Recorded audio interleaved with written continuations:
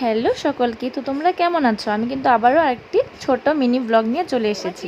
তো আজকের দিনটি ছিল হলো রোববার, আর আমরা বিকেলে ঘুরতে বের হয়ে গেছিলাম। এখানে অ্যাকচুয়ালি এসেছিলাম আমরা অল্প আমার বেবির রিয়াকশান চেক করতে একটা মলে। আমরা জানতে চেয়েছিলাম যে ও একটা মলে গিয়ে ওর রিয়াকশান কেমন হয় যখন ও সব কিছু দেখে একসঙ্গে। আমরা কিন্তু ওকে আগেও নিয়ে এসেছি, কিন্তু ও তখন ছোট ছিল, কিছু বুঝতে পারতো না। আর এখনও বুঝতে পারে, কথা বলতে পারে, তার জন্যই আজকে নিয়ে এসেছিলাম যে ও কি বলে আর কি দেখে ওখানে গিয়ে। তো ও কিন্তু একটার পর একটা জিনিস দেখেই যাচ্ছিল আর বলছিল ওর এটা লাগে ওটা লাগে, ও সব কিছুই কিন্তু আমাকে দেখাচ্ছিল। আর আমিও ওর জন্য একটা ঢোল নিয়ে এসেছিলাম, যেহেতু ও গান গাইতেও ভালোবাসে আর ঢোল বাজাতেও ভালোবাসে। কিন্তু ঢোলটা যখন আমি ওকে পরিয়েছিলাম দেখলাম যে ঢোলটা কিন্তু ওর থেকে খুবই বড়, আর ও ঢোলটা বসে বসে বাজাচ্ছিল লিটারেলি। তার জন্য আমি বললাম যে থাক, এত কষ্ট করে ওর ঢোলটা বাজাতে হবে না, তাই আমি রেখে দিয়েছিলাম। তো তোমরা কারা কারা সানডে হলে ঘুরতে বের হও নিজেদের বেবিকে নিয়ে, আমাকে কিন্তু কমেন্টে অবশ্যই জানিও। আমরা কিন্তু প্রায় সানডে বের হই, কারণ বর পুরো উইকসটা বিজি থাকে অফিসে। তো একটা সানডে অল্প লাগে মাইন্ডটা ফ্রেশ করার জন্য, তার জন্য আমরা অল্প ঘুরতে বের হই।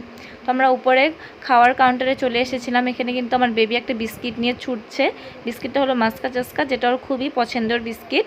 তো নিয়ে ছুটছে। আর এখানে যখন আমি আমার জন্য শপিং করছিলাম, ও কিন্তু এখানে ওর জন্য কলগেট ব্রাশ সব কিছু নিয়ে ছুটছিল, বলছিল মাম্মা এটা লাগবে ওটা লাগবে।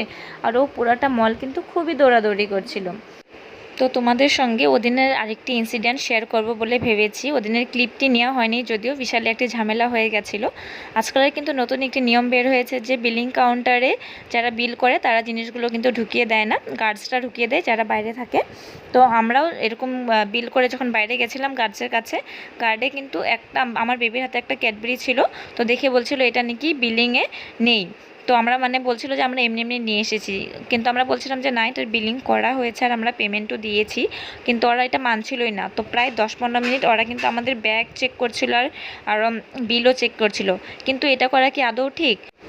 ওরা নিজের কাজটা ঠিক করে না করে এরকম কাস্টমারদেরকে এত প্রবলেমে ফেলাটা আমার মতে একদমই ঠিক নয়। তোমাদের কারোর সঙ্গে কি কখনো এরকম হয়েছে? যদি হয়েছে তোমরা কি করেছো আমাকে অবশ্যই কমেন্টে জানিও। তো আজকের মতো ভিডিওটি আমি এখানেই শেষ করছি। যদি ভিডিওটি ভালো লেগে থাকে তাহলে আমার চ্যানেলটাকে সাবস্ক্রাইব করে দিও, ভিডিওটাকে একটি লাইক করে দিও। তো আজকে আমরা টাটা, বাই।